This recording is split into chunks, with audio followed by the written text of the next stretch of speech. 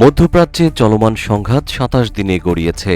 হামলা পাল্টা হামলায় জর্জরিত উপসাগরীয় অঞ্চল। এর মাঝেই ইরানকে শান্তি প্রস্তাব পাঠিয়েছে যুক্তরাষ্ট্র।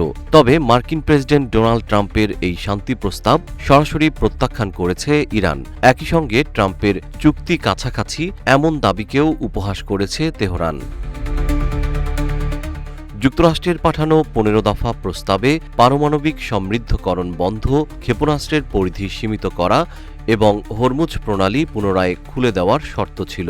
তবে ইরান এসব দাবি প্রত্যাখ্যান করে জানায়, এতে বাস্তব শক্তির ভারসাম্য প্রতিফলিত হয়নি। তাদের বক্তব্য, নিজেদের শর্ত পূরণ হলেই কেবল যুদ্ধের সমাপ্তি ঘটবে।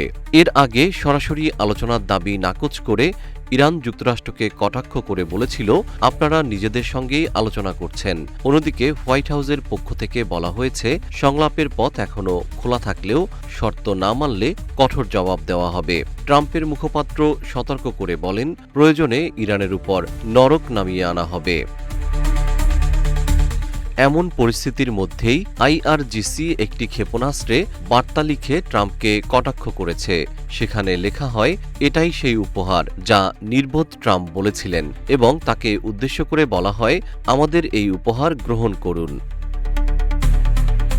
এই বার্তাটি ট্রাম্পের সাম্প্রতিক এক মন্তব্যের প্রতিক্রিয়া, যেখানে তিনি ইঙ্গিত দিয়েছিলেন ইরান যুক্তরাষ্ট্রকে একটি গুরুত্বপূর্ণ উপহার দিয়েছে এবং যুদ্ধ অবসানের পথে ইতিবাচক অগ্রগতি হয়েছে।